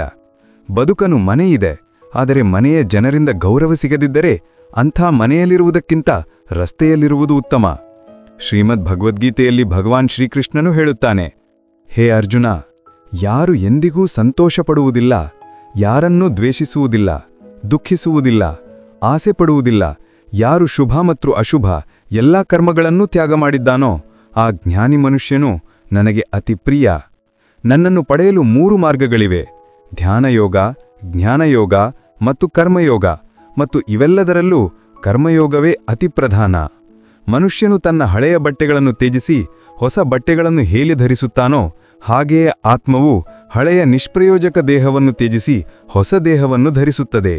ಇದೇ ಪ್ರಕೃತಿಯ ನಿಯಮ. ಈ ಸತ್ಯವನ್ನು ಸ್ವೀಕರಿಸಿ ಭಯಮುಕ್ತರಾಗಿ ಇಂದಿನ ಕ್ಷಣದಲ್ಲಿ ಬದುಕಬೇಕು. ಯಾವ ಮನುಷ್ಯನು ನನ್ನನ್ನು ತಿಳಿದುಕೊಳ್ಳುತ್ತಾನೋ ಅವನಿಗೆ ಈ ಜಗತ್ತಿನಲ್ಲಿ ಬೇರೆ ಏನನ್ನೂ ತಿಳಿಯುವುದು ಉಳಿದಿರುವುದಿಲ್ಲ. ಅಂಥ ಮನುಷ್ಯನು ಜನನ ಮರಣದ ಬಂಧನಗಳಿಂದ ಮುಕ್ತನಾಗುತ್ತಾನೆ. ಯಾವ ಮನುಷ್ಯನು ಭಗವದ್ಗೀತೆಯನ್ನು ಓದಿ ಅದರಂತೆ ನಡೆಯುತ್ತಾನೋ ಅವನ ಎಲ್ಲಾ ದುಷ್ಕರ್ಮಗಳ ಪರಿಣಾಮವೂ ಕೊನೆಗೊಳ್ಳುತ್ತದೆ. ಯಾವುದು ಅದೃಷ್ಟದಲ್ಲಿದೆಯೋ ಅದು ಓಡಿ ಬರುತ್ತದೆ, ಮತ್ತು ಯಾವುದು ಅದೃಷ್ಟದಲ್ಲಿಲ್ಲವೋ ಅದು ಬಂದು ಸಹ ಓಡಿ ಹೋಗುತ್ತದೆ. ಗಾಳಿಯ ರಭಸವು ದೋಣಿಯನ್ನು ಹೇಗೆ ಅಲುಗಾಡಿಸುತ್ತದೆಯೋ ಹಾಗೆಯೇ ಮನುಷ್ಯನ ಆಸೆಗಳು ಬುದ್ಧಿಯನ್ನು ಅಲುಗಾಡಿಸುತ್ತವೆ. ಕನ್ನ ಹೇಳುತ್ತಾನೆ, ಸಂತೋಷಕ್ಕಾಗಿ ಕೆಲಸ ಮಾಡಿದರೆ ಸಂತೋಷ ಸಿಗುವುದಿಲ್ಲ, ಆದರೆ ಸಂತೋಷದಿಂದ ಕೆಲಸ ಮಾಡಿದರೆ ಸಂತೋಷ ಖಂಡಿತವಾಗಿಯೂ ಸಿಗುತ್ತದೆ. ಜನರು ನಿಮ್ಮ ಬಗ್ಗೆ ಏನು ಯೋಚಿಸುತ್ತಿದ್ದಾರೆ ಎಂಬ ಚಿಂತೆಯನ್ನು ಬಿಡಿ, ಅವರು ನಿಮ್ಮ ಬಗ್ಗೆ ಏನು ಯೋಚಿಸುತ್ತಿದ್ದಾರೆ ಎಂಬ ಚಿಂತೆಯಲ್ಲಿ ಸ್ವತಃ ಅವರೇ ಮುಳುಗಿದ್ದಾರೆ. ಬಾಗದೆ ಖಾಲಿಯಾಗುವುದು ಬಹುತೇಕ ಅಸಾಧ್ಯ, ಅಹಂಕಾರವನ್ನು ಒಳಗಿನಿಂದ ಖಾಲಿ ಮಾಡಬೇಕಾದರೆ ಬಾಗುವುದೇ ಏಕೈಕ ಮಾರ್ಗ. ಎಲ್ಲಿಯವರೆಗೆ ಕಾಣಿಸುತ್ತದೆಯೋ ಅಲ್ಲಿಯವರೆಗೆ ಹೂಡಿ. ನೀವು ಅಲ್ಲಿ ತಲುಪಿದಾಗ ನಿಮಗೆ ಇನ್ನಷ್ಟು ಮುಂದೆ ನೋಡಲು ಸಾಧ್ಯವಾಗುತ್ತದೆ. ಕಣ್ಣೀರಿನಲ್ಲಿ ಆ ಮೌನವಾದ ಪ್ರಾರ್ಥನೆ ಇದೆ. ಅದನ್ನು ಪರಮಾತ್ಮ ಮಾತ್ರ ಕೇಳಬಲ್ಲರು. ನಾವು ಏನಿದ್ದೇವೋ ಅದಕ್ಕೆ ನಾವೇ ಜವಾಬ್ದಾರರು ಮತ್ತು ನಾವು ಏನಾಗಬೇಕು ಎಂಬ ಬಯಕೆ ನಮ್ಮೊಳಗೇ ಇದೆ. ಯಾರಾದರೂ ತಮ್ಮ ಮುಂದಿನ ಹೆಜ್ಜೆಯನ್ನು ಗುರುತಿಸಲು ಪ್ರಾರಂಭಿಸಿದಾಗ ದೊಡ್ಡ ಬದಲಾವಣೆಯ ಆರಂಭವಾಗುತ್ತದೆ. ಆಕಾಶದೊಂದಿಗೆ ನಿಮ್ಮ ಸಂಬಂಧಗಳು ಬಲವಾಗಿದ್ದರೆ ಭೂಮಿಯ ಮೇಲಿನವರು ನಿಮಗೆ ಏನನ್ನೂ ಮಾಡಲು ಸಾಧ್ಯವಿಲ್ಲ. ಮನಸ್ಸು ಅಶಾಂತವಾಗಿದೆ ಮತ್ತು ಅದನ್ನು ನಿಯಂತ್ರಿಸುವುದು ಕಷ್ಟ. ಆದರೆ ಶಾಂತವಾಗಿರುವುದರಿಂದ ಅದನ್ನು ವಶಪಡಿಸಿಕೊಳ್ಳಬಹುದು. ನಂಬಿ, ನಾವು ಎಲ್ಲಾದರೂ ಯಾರಿಗಾದರೂ ಒಳ್ಳೆಯದು ಮಾಡುತ್ತಿರುವಾಗ ನಮಗೂ ಏನಾದರೂ ಒಳ್ಳೆಯದು ಆಗುತ್ತಿರುತ್ತದೆ. ಹೀಗೆ ಸುಮ್ಮನೆ ಕೈಗಳ ರೇಖೆಗಳ ಮುಂದೆ ಬೆರಳುಗಳಿರುವುದಿಲ್ಲ. ಪರಮಾತ್ಮನು ಅದೃಷ್ಟಲ ಮೊದಲು ಶ್ರಮವನ್ನು ಬೆರೆದಿದ್ದಾನೆ. ಉತ್ತಮ ನಡವಳಿಕೆಗೆ ಆರ್ಥಿಕ ಮೌಲ್ಯವಿಲ್ಲದಿದ್ದರೂ ಉತ್ತಮ ನಡವಳಿಕೆಯು ಕೋಟ್ಯಾಂತರ ಹೃದಯಗಳನ್ನು ಗೆಲ್ಲುವ ಶಕ್ತಿ ಹೊಂದಿದೆ. ಸಂಯಮವು ನಮ್ಮ ಚಾರಿತ್ರದ ಮೌಲ್ಯವನ್ನು ಹೆಚ್ಚಿಸುತ್ತದೆ. ಆದರೆ ನಿಜ ಸ್ನೇಹಿತರು ಮತ್ತು ಕುಟುಂಬವೇ ನಮ್ಮ ಜೀವನದ ಮೌಲ್ಯವನ್ನು ಹೆಚ್ಚಿಸುತ್ತದೆ. ಶ್ರೀಮದ್ ಭಗವದ್ಗೀತೆಯಲ್ಲಿ ಭಗವಾನ್ ಶ್ರೀಕೃಷ್ಣನು ಹೇಳುತ್ತಾನೆ, ಹೇ ಅರ್ಜುನ, ನನ್ನ ಉತ್ಕೃಷ್ಟ ಜನ್ಮ ಮತ್ತು ಚಟುವಟಿಕೆಗಳನ್ನು ವಾಸ್ತವವಾಗಿ ಅರ್ಥಮಾಡಿಕೊಳ್ಳುವವನು ದೇಹವನ್ನು ತ್ಯಜಿಸಿದ ನಂತರ ಮತ್ತೆ ಹುಟ್ಟುವುದಿಲ್ಲ ಮತ್ತು ನನ್ನ ಪರಮಧಾಮವನ್ನು ಪಡೆಯುತ್ತಾನೆ. ಯಾವ ವ್ಯಕ್ತಿಯು ಸಕಲ ಆಸೆಗಳನ್ನು ತ್ಯಜಿಸಿ ನಾನು ಮತ್ತು ನನ್ನದು ಎಂಬ ಲಾಲಸೆ ಮತ್ತು ಭಾವನೆಗಳಿಂದ ಮುಕ್ತನಾಗುತ್ತಾನೋ ಅವನಿಗೆ ಅಪಾರ ಶಾಂತಿ ಪ್ರಾಪ್ತವಾಗುತ್ತದೆ. ಯಾವ ಮನುಷ್ಯನಲ್ಲಿ ಜ್ಞಾನದ ಕೊರತೆ ಇದೆಯೋ ಮತ್ತು ದೇವರಲ್ಲಿ ಶ್ರದ್ಧೆಯಿಲ್ಲವೋ ಆ ಮನುಷ್ಯನು ಜೀವನದಲ್ಲಿ ಎಂದಿಗೂ ಆನಂದ ಮತ್ತು ಯಶಸ್ಸನ್ನು ಪಡೆಯಲು ಸಾಧ್ಯವಾಗುವುದಿಲ್ಲ. ದೇವರು ನಮಗೆ ಏನನ್ನು ಕೊಟ್ಟಿದ್ದಾನೋ ಅದೇ ನಮಗೆ ಸಾಕಾಗುತ್ತದೆ ಮತ್ತು ಇದು ಒಂದು ಅಟಲ ಸತ್ಯ. ಸಂಯಮ, ಸದಾಚಾರ, ಸ್ನೇಹ ಮತ್ತು ಸೇವೆ ಈ ಗುಣಗಳು ಸತ್ಸಂಗವಿಲ್ಲದೆ ಬರುವುದಿಲ್ಲ. ಯಾವುದೋ ಒಬ್ಬ ಮಹಾಪುರುಷನು ಆತ್ಮವನ್ನು ಆಶ್ಚರ್ಯದಂತೆ ನೋಡುತ್ತಾನೆ. ಅದೇ ರೀತಿ ಇನ್ನೊಬ್ಬ ಮಹಾಪುರುಷನು ಅದರ ತತ್ವವನ್ನು ಆಶ್ಚರ್ಯದಂತೆ ವರ್ಣಿಸುತ್ತಾನೆ ಮತ್ತು ಇನ್ನೊಬ್ಬ ಅರ್ಹ ವ್ಯಕ್ತಿಯು ಇದನ್ನು ಆಶ್ಚರ್ಯದಂತೆ ಕೇಳುತ್ತಾನೆ ಮತ್ತು ಕೆಲವರು ಕೇಳಿದರೂ ಸಹ ಇದನ್ನು ತಿಳಿದುಕೊಳ್ಳುವುದಿಲ್ಲ. ಶ್ರೀ ಭಗವಾನ್ ಹೇಳುತ್ತಾನೆ, ದುಃಖ ಸುಖವನ್ನು ಸಮಾನವಾಗಿ ಕಾಣುವ ಯಾವ ಧೀರಪುರುಷನನ್ನು ಈ ಇಂದ್ರಿಯಗಳು ಮತ್ತು ವಿಷಯಗಳ ಸಂಯೋಗವು ವ್ಯಾಕುಲಗೊಳಿಸುವುದಿಲ್ಲವೋ ಅವನು ಮೋಕ್ಷಕ್ಕೆ ಅರ್ಹನಾಗಿರುತ್ತಾನೆ. ಕನ್ನಾ ಹೇಳುತ್ತಾನೆ, ನಾವು ಯಾರನ್ನು ಕುರುಡಾಗಿ ಪ್ರೀತಿಸಬಾರದು. ಯಾರಾದರೂ ನಮ್ಮ ಮೇಲೆ ಕುರುಡ ಪ್ರೀತಿ ಇಟ್ಟರೆ ಅದು ನಮ್ಮನ್ನು ಎಂದಿಗೂ ಮುಂದೆ ಹೋಗಲು ಬಿಡುವುದಿಲ್ಲ. ನಿಮ್ಮನ್ನು ಅಷ್ಟೊಂದು ದುರ್ಬಲಗೊಳಿಸಿಕೊಳ್ಳಬೇಡಿ. ನಿಮಗೆ ಯಾರ ಸಹಾಯವೂ ಬೇಕಾಗುವಷ್ಟು. ಗೆಲುವು ಖಚಿತವಾಗಿದ್ದರೆ ಅರ್ಜುನ ಯಾರಾದರೂ ಆಗಬಹುದು. ಆದರೆ ಮರಣ ಖಚಿತವಾಗಿದ್ದಾಗ ಅಭಿಮನ್ಯೂ ಆಗಲು ಧೈರ್ಯ ಬೇಕು. ಜನರನ್ನು ಪ್ರಭಾವಿಸಲು ಪ್ರಯತ್ನಿಸಬೇಡಿ. ನಿಮ್ಮನ್ನು ನೀವು ಸುಧಾರಿಸಿಕೊಳ್ಳಿ. ಜನರು ತಾವಾಗಿಯೇ ಪ್ರಭಾವಿತರಾಗುತ್ತಾರೆ. ಕನ್ನಾ ಹೇಳುತ್ತಾನೆ, ಜೀವನದ ಪ್ರತಿ ಬಾಜಿಯನ್ನು ಗೆಲ್ಲಬೇಕಿದ್ದರೆ ಬಲಕ್ಕಿಂತ ಹೆಚ್ಚು ಬುದ್ಧಿಯನ್ನು ಬಳಸಲು ಕಲಿಯಿರಿ. ಏಕೆಂದರೆ ಬಲವು ಹೋರಾಡಲು ಕಲಿಸುತ್ತದೆ ಮತ್ತು ಬುದ್ಧಿಯು ಗೆಲ್ಲಲು ಕಲಿಸುತ್ತದೆ. ನಿಮ್ಮ ಬಗ್ಗೆ ಹಿಂದೆ ಮಾತನಾಡಿದರೆ ಭಯಪಡಬೇಡಿ. ಏಕೆಂದರೆ ವಿಶೇಷವಾಗಿರುವವರಿಗೆ ಮಾತ್ರ ಮಾತನಾಡುತ್ತಾರೆ. ಅಹಂಕಾರದ ಅಂಧ ಮನುಷ್ಯನಿಗೆ ತನ್ನ ತಪ್ಪುಗಳೂ ಕಾಣಿಸುವುದಿಲ್ಲ ಮತ್ತು ಇತರ ಮನುಷ್ಯರಲ್ಲಿ ಯಾವುದೇ ಒಳ್ಳೆಯದನವೂ ಕಾಣಿಸುವುದಿಲ್ಲ. ಇತರವರನ್ನು ಯಾವಾಗಲೂ ಕೀಳಾಗಿ ಕಾಣುವವರಿಗೆ ಅವರು ಹಾಗೆ ಮಾಡುವುದರಿಂದ ತಾವೇ ಎಷ್ಟು ಕೆಳಗೆ ಬೀಳುತ್ತಿದ್ದಾರೆ ಎಂಬ ಅರಿವು ಇರುವುದಿಲ್ಲ. ಊಹೆ ಮನಸ್ಸಿನ ಕಲ್ಪನೆ, ಅನುಭವ ಜೀವನದ ಪಾಠ. ನಿಜವಾದ ಸಂತೋಷ ಆಗ ಮಾತ್ರ ಸಿಗುತ್ತದೆ ಯಾವಾಗ ನಿಮ್ಮ ಆಲೋಚನೆ, ಮಾತಿ ಮತ್ತು ಕಾರ್ಯಗಳಲ್ಲಿ ಸಮಾನತೆ ಇರುತ್ತದೆ. ಜೀವನದಲ್ಲಿ ಎಂದಿಗೂ ನಿರಾಶೆಯಾಗಬೇಡಿ. ಯಾಕೆಂದರೆ ನಿಮ್ಮ ಸಮಯ ದುರ್ಬಲವಾಗಿರಬಹುದು, ನೀವು ಅಲ್ಲ. ಎಣ್ಣೆ ಖಾಲಿಯಾದಾಗ ದೀಪ ಹೇಗೆ ಆರಿ ಹೋಗುತ್ತದೆಯೋ ಹಾಗೆಯೇ ಕರ್ಮವು ಕ್ಷೀಣಿಸಿದಾಗ ಅದೃಷ್ಟವೂ ನಾಶವಾಗುತ್ತದೆ. ನೀವು ರಾಜನಂತೆ ಬದುಕಲು ಬಯಸಿದರೆ ಮೊದಲು ಗುಲಾಮರಂತೆ ಶ್ರಮಿಸಬೇಕು. ಒಂದು ವಿಷಯವನ್ನು ಗಮನದಲ್ಲಿಟ್ಟುಕೊಳ್ಳಿ, ನಿಮ್ಮ ಕನಸು ಎಷ್ಟು ದೊಡ್ಡದಾಗಿರುತ್ತದೆಯೋ ಹೋರಾಟವೂ ಅಷ್ಟೇ ಕಠಿಣವಾಗಿರುತ್ತದೆ. ಜನರು ನಿಮ್ಮನ್ನು ನಕಲಿ ಮಾಡಲು ಪ್ರಾರಂಭಿಸಿದರೆ ನೀವು ಯಶಸ್ಸಿನ ಬಹಳ ಹತ್ತಿರದಲ್ಲಿದ್ದೀರಿ ಎಂದು ಅರ್ಥ ಮಾಡಿಕೊಳ್ಳಿ. ಪ್ರಯತ್ನವನ್ನು ಯಾವಾಗಲೂ ಕೊನೆಯ ಉಸಿರಿನವರೆಗೂ ಮುಂದುವರಿಸಬೇಕು. ಗುರಿ ಸಿಕ್ಕರೂ ಅಥವಾ ಅನುಭವ ಸಿಕ್ಕರೂ ಎರಡೂ ಅಮೂಲ್ಯವಾಗಿವೆ. ಜೀವನ ಬಹಳ ಸುಂದರವಾಗಿದೆ. ಕೆಲವೊಮ್ಮೆ ನಗಿಸುತ್ತದೆ, ಕೆಲವೊಮ್ಮೆ ಅಳುವಿಸುತ್ತದೆ. ಆದರೆ ಜೀವನದ ಭವರಗಳಲ್ಲಿ ಸಂತೋಷವಾಗಿರುವವರ ಮುಂದೆ ಮಾತ್ರ ಜೀವನ ತಲೆಬಾಗುತ್ತದೆ. ತನ್ನ ಅತ್ಯಂತ ಪ್ರೀತಿಪಾತ್ರರಿಂದ ಮೋಸ ಹೋದ ನಂತರ ಜನರು ಬಯಸಿಯೂ ಯಾರನ್ನೂ ಪೂರ್ತಿಯಾಗಿ ನಂಬಲು ಸಾಧ್ಯವಾಗುವುದಿಲ್ಲ. ಇದೇ ಸತ್ಯ. ಶ್ರೀಮದ್ ಭಗವದ್ಗೀತೆಯಲ್ಲಿ ಭಗವಾನ್ ಶ್ರೀಕೃಷ್ಣನು ಹೇಳುತ್ತಾನೆ, ಹೇ ಅರ್ಜುನ, ಮನುಷ್ಯನು ತನ್ನ ಜೀವನವನ್ನು ಸರಳವಾಗಿ ಬದುಕಬಹುದು, ಆದರೆ ಅವನು ಎಂದಿಗೂ ಸರಳ ಜೀವನವನ್ನು ಬದುಕಲು ಸಾಧ್ಯವಾಗುವುದಿಲ್ಲ. ಅವನು ಯಾವಾಗಲೂ ಚಿಂತೆಗಳಿಂದ ಸುತ್ತುವರಿಯಲ್ಪಟ್ಟಿರುತ್ತಾನೆ. ಅವನು ಹಿಂದಿನ ವಿಷಯಗಳನ್ನು ಆಲೋಚಿಸಿ ತೊಂದರೆಗೆ ಒಳಗಾಗುತ್ತಾನೆ. ಅವನು ಸಾವಿಗೆ ಹೆದರಲು ಪ್ರಾರಂಭಿಸುತ್ತಾನೆ. ಅವನು ತನ್ನ ಜೀವನವನ್ನು ಸರಿಯಾಗಿ ಬದುಕಲು ಸಾಧ್ಯವಾಗುವುದಿಲ್ಲ ಮತ್ತು ಸಾವನ್ನೂ ಆಲಂಗಿಸಲು ಸಾಧ್ಯವಾಗುವುದಿಲ್ಲ. ಜ್ಞಾನಿ ವ್ಯಕ್ತಿಗಳು ಸತ್ತವರ ಬಗ್ಗೆ ಶೋಕಿಸುವುದಿಲ್ಲ ಮತ್ತು ಬದುಕಿರುವವರ ಬಗ್ಗೆಯೂ ಶೋಕಿಸುವುದಿಲ್ಲ, ಏಕೆಂದರೆ ಅವರಿಗೆ ತಿಳಿದಿದೆ ಸತ್ತವರು ಮತ್ತೆ ಹುಟ್ಟುತ್ತಾರೆ ಮತ್ತು ಬದುಕಿರುವವರು ಒಂದು ದಿನ ಖಂಡಿತ ಸಾಯುತ್ತಾರೆ. ಕರ್ಮದ ನಿಯಮ ಹೇಳುತ್ತದೆ, ಪ್ರತಿ ಘಟನೆಗೂ ಒಂದು ಕಾರಣ ಮತ್ತು ಪರಿಣಾಮ ಇರುತ್ತದೆ. ಒಂದೇ ರೀತಿ ಮಾಡಿದ ಕಾರ್ಯಗಳ ಫಲಿತಾಂಶಗಳು ಬೇರೆ ಬೇರೆಯಾಗಬಹುದು. ಇದು ಕೇವಲ ಆ ಕರ್ಮವನ್ನು ಯಾವ ರೀತಿಯಲ್ಲಿ ಮಾಡಲಾಗಿದೆ ಎಂಬುದರ ಮೇಲೆ ಅವಲಂಬಿತವಾಗಿರುತ್ತದೆ. ಬೆಂಕಿಯು ಒಂದು ಕಟ್ಟಿಗೆಯನ್ನು ಸುಟ್ಟು ಬೂದಿ ಮಾಡುವಂತೆ ಆತ್ಮಜ್ಞಾನವು ನಿಮ್ಮೊಳಗಿನ ಎಲ್ಲ ದ್ವೈತ ಕಾರ್ಯಗಳನ್ನು ಭಸ್ಮ ಮಾಡಿ ನಿಮಗೆ ಆಂತರಿಕ ಶಾಂತಿಯನ್ನು ನೀಡುತ್ತದೆ. ಹೇ ಪಾರ್ಥ, ಬ್ರಾಹ್ಮಣ, ಕ್ಷತ್ರಿಯ, ವೈಶ್ಯ ಮತ್ತು ಶೂದ್ರ ಈ 4 ವರ್ಣಗಳ ಸಮೂಹವನ್ನು ಗುಣ ಮತ್ತು ಕರ್ಮಗಳ ಆಧಾರದ ಮೇಲೆ ನನ್ನಿಂದ ರಚಿಸಲಾಗಿದೆ.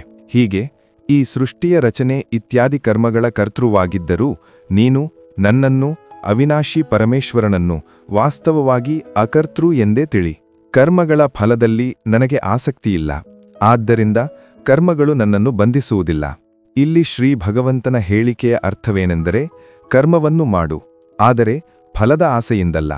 ಕೇವಲ ನಿನ್ನ ಕರ್ಮವನ್ನು ಮಾಡುತ್ತಾ ಮುಂದಕ್ಕೆ ಸಾಗು. ಹಿಂದಿನ ಕಾಲದಲ್ಲಿ ನಿನ್ನ ಪೂರ್ವಜರೂ ಸಹ ನಾನು ಹೇಳಿದ ಪ್ರಕಾರವೇ ಕರ್ಮಗಳನ್ನು ಮಾಡಿದ್ದಾರೆ ಮತ್ತು ಮೋಕ್ಷವನ್ನು ಪಡೆದಿದ್ದಾರೆ. ಆದ್ದರಿಂದ ನೀನೂ ಸಹ ಮೋಕ್ಷವನ್ನು ಪಡೆಯಲು ಬಯಸಿದರೆ ಪೂರ್ವಜರಿಂದ ಸದಾಕಾಲದಿಂದಲೂ ಮಾಡಲ್ಪಟ್ಟಿರುವ ಕರ್ಮಗಳನ್ನು ಮಾಡು. ಯಾರ ಆಸಕ್ತಿ ಸಂಪೂರ್ಣವಾಗಿ ನಾಶವಾಗಿದೆಯೋ, ಯಾರು ತನ್ನ ದೇಹದ ಮೇಲೆ ಅಭಿಮಾನ ಪಡುವುದಿಲ್ಲವೋ ಮತ್ತು ಯಾರು ಮಮತೆಯಿಂದ ರಹಿತನಾಗಿದ್ದಾನೋ, ಯಾರ ಚಿತ್ತವು ನಿರಂತರವಾಗಿ ಪರಮಾತ್ಮನ ಜ್ಞಾನದಲ್ಲಿ ಸ್ಥಿತವಾಗಿದೆಯೋ ಅಂತಹ ಕರ್ಮಯೋಗಿಯು ತನ್ನ ಕರ್ಮವನ್ನು ಯಜ್ಞದಿಂತೆ ಮಾಡುತ್ತಾನೆ ಮತ್ತು ಮೋಕ್ಷವನ್ನು ಪಡೆಯುತ್ತಾನೆ. ಯಾರು ತನ್ನ ಎಲ್ಲವನ್ನೂ ಪರಮಾತ್ಮನಿಗೆ ಅರ್ಪಿಸುತ್ತಾನೋ, ಯಾರಿಗೆ ಪರಮಾತ್ಮನೇ ಎಲ್ಲವೂ ಆಗಿದ್ದಾನೋ, ಯಾರು ತನ್ನ ಪ್ರತಿಯೊಂದು ಕರ್ಮದಲ್ಲಿ ಪರಮಾತ್ಮನನ್ನು ನೋಡುತ್ತಾನೋ ಮತ್ತು ಪ್ರತಿ ಕರ್ಮವನ್ನು ಪರಮಾತ್ಮನಿಗಾಗಿ ಮಾಡುತ್ತಾನೋ ಅಂಥ ಕರ್ಮಯೋಗಿಯು ಮೋಕ್ಷಕ್ಕೆ ಅರ್ಹನಾಗಿರುತ್ತಾನೆ. ಕಣ್ಣ ಹೇಳುತ್ತಾನೆ, ಹೊಸ ಆರಂಭಗಳು ಮನುಷ್ಯನನ್ನು ಸ್ವಲ್ಪ ಹೆದರಿಸುತ್ತವೆ, ಆದರೆ ಯಶಸ್ಸು ಕಷ್ಟಗಳ ನಂತರವೇ ಕಾಣಿಸುತ್ತದೆ ಎಂಬುದನ್ನು ನೆನಪಿಡಿ. ಯಾರು ಏನು ಮಾಡುತ್ತಿದ್ದಾರೆ, ಹೇಗೆ ಮಾಡುತ್ತಿದ್ದಾರೆ, ಏಕೆ ಮಾಡುತ್ತಿದ್ದಾರೆ, ಇವೆಲ್ಲರಿಂದ ನೀವು ಎಷ್ಟು ದೂರವಿರುತ್ತೀರೋ ಅಷ್ಟು ಸಂತೋಷವಾಗಿರುತ್ತೀರಿ. ಯಾರಾದರೂ ನಮ್ಮ ಕೆಟ್ಟದ್ದನ್ನು ಮಾಡಿದರೆ ಅದು ಅವರ ಕರ್ಮ, ಆದರೆ ನಾವು ಯಾರ ಕೆಟ್ಟದ್ದನ್ನೂ ಮಾಡದಿರುವುದು ನಮ್ಮ ಧರ್ಮ. ಯಾವುದೇ ಸಂಬಂಧವು ತನ್ನಿಷ್ಟದಿಂದ ರೂಪುಗೊಳ್ಳುವುದಿಲ್ಲ, ಏಕೆಂದರೆ ನಿಮಗೆ ಯಾವಾಗ, ಎಲ್ಲಿ ಮತ್ತು ಯಾರನ್ನು ಭೇಟಿಯಾಗಬೇಕು ಎಂಬುದನ್ನು ಆ ಮೇಲಿನವನು ಮಾತ್ರ ನಿರ್ಧರಿಸುತ್ತಾನೆ. ಜೀವನದಲ್ಲಿ ಇಬ್ಬರು ವ್ಯಕ್ತಿಗಳಿರುವುದು ಬಹಳ ಮುಖ್ಯ. ಒಬ್ಬ ಕೃಷ್ಣ, ಯಾರು ಯುದ್ಧ ಮಾಡದಿದ್ದರೂ ಗೆಲುವು ಖಚಿತಪಡಿಸುತ್ತಾರೆ.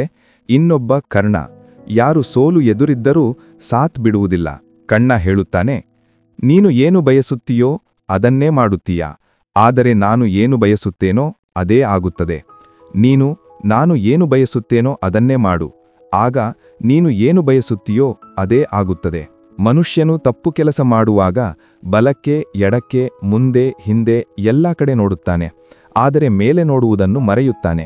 ಮೇಲೆ ನೋಡಲು ಸಾಧ್ಯವಾಗುವ ಮನುಷ್ಯನು ಎಂದಿಗೂ ತಪ್ಪು ಕೆಲಸ ಮಾಡುವ ಧೈರ್ಯ ಮಾಡುವುದಿಲ್ಲ.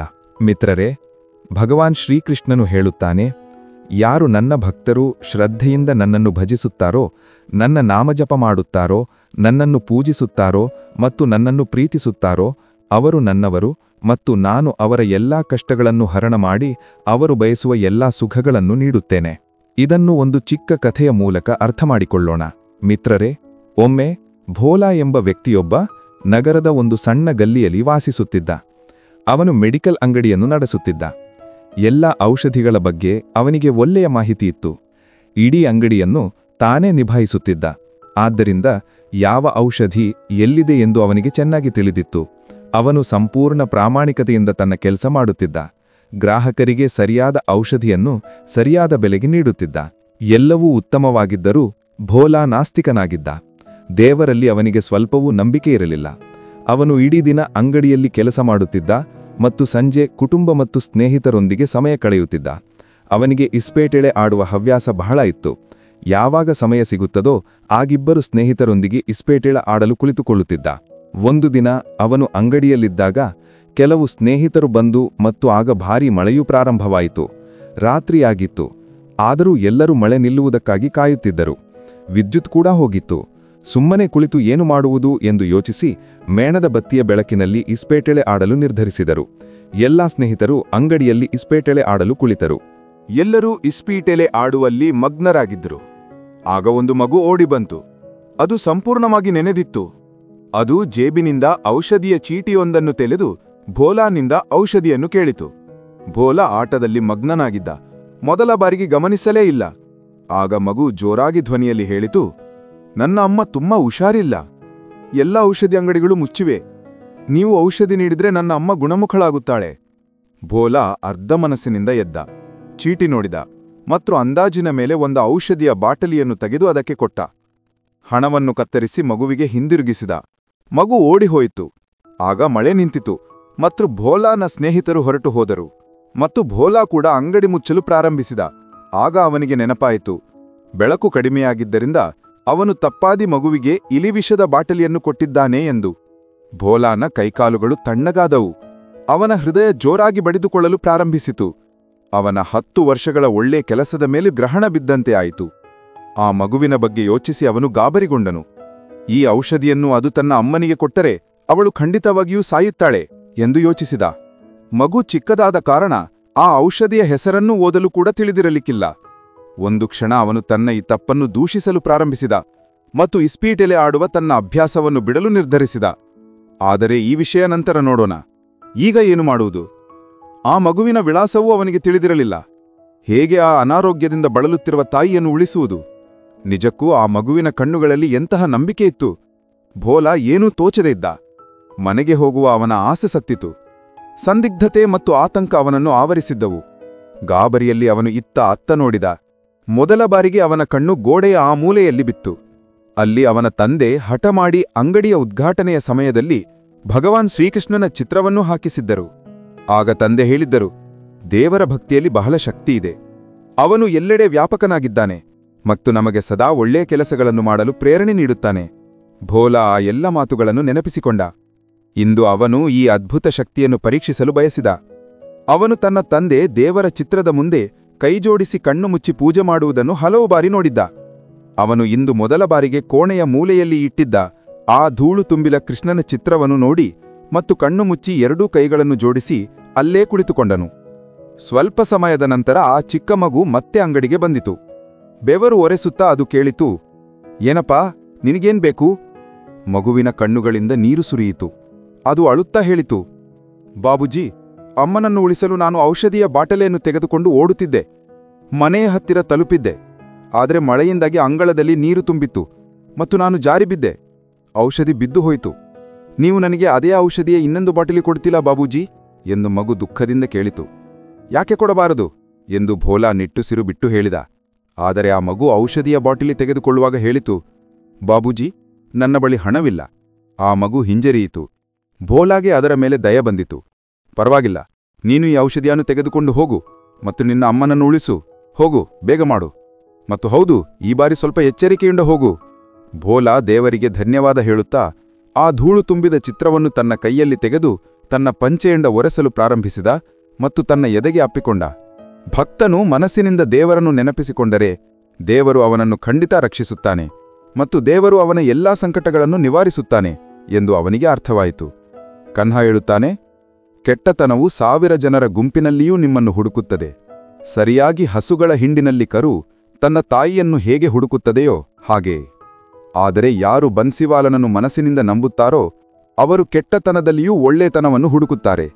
ಹೆಚ್ಚು ನಗುವ ಮತ್ತು ಮಾತನಾಡುವ ವ್ಯಕ್ತಿ ಮೌನವಾದರೆ ಅವನು ಒಳಗೆ ಮುರಿದು ಹೋಗಿದ್ದಾನೆ ಎಂದು ಅರ್ಥಮಾಡಿಕೊಳ್ಳಬೇಕು. ಎಂದಿಗೂ ನಿಮ್ಮ ಬಗ್ಗೆ ಹೆಮ್ಮೆ ಪಡಬೇಡಿ. ಕಲ್ಲು ಸಹ ಭಾರವಾಗಿ ನೀರಿನಲ್ಲಿ ತನ್ನ ಅಸ್ತಿತ್ವವನ್ನು ಕಳೆದುಕೊಳ್ಳುತ್ತದೆ. ದೇವರು ನಿಮ್ಮನ್ನು ಹೆಚ್ಚು ಕಾಯಿಸುತ್ತಿದ್ದರೆ ನೀವು ಕೇಳಿದ್ದಕ್ಕಿಂತ ಹೆಚ್ಚು ಏನಾದರೂ ಅವನು ನೀಡಲು ಸಿದ್ಧನಿರಬಹುದು. ಅಯ್ಯೋ, ಈ ಹೊತ್ತು ಕೂಡ ಕಳೆದು ಹೋಗುತ್ತದೆ, ಸ್ವಲ್ಪ ತಾಳ್ಮೆ ಇಡಿ. ಸಂತೋಷವೇ ನಿಲ್ಲದಾಗ ದುಃಖಕ್ಕೆ ಯಾವ ಯೋಗ್ಯತೆ? ಮನಸ್ಸು ತೊಂದರೆಯಲ್ಲಿದ್ದಾಗ ಏನೂ ಮಾಡಬೇಡಿ. ಕೇವಲ ಕಣ್ಣು ಮುಚ್ಚಿ ಶ್ರೀಕೃಷ್ಣನ ಹೆಸರನ್ನು ವೇಳಿ. ಬುದ್ಧಿಯಿಂದ ಹಣ ಸಂಪಾದಿಸಬಹುದು, ಆದರೆ ಹಣದಿಂದ ಬುದ್ಧಿಯನ್ನು ಖರೀದಿಸಲು ಸಾಧ್ಯವಿಲ್ಲ. ಎಲ್ಲವೂ ನಮ್ಮದೂ ಎನಿಸುತ್ತೆ, ಕೇವಲ ಮಾತುಗಳಿಂದ. ಇತರರಿಗಾಗಿ ಬದುಕಿದ್ದಾಗ ಯಾರಿಗೂ ದೂರಿರಲಿಲ್ಲ.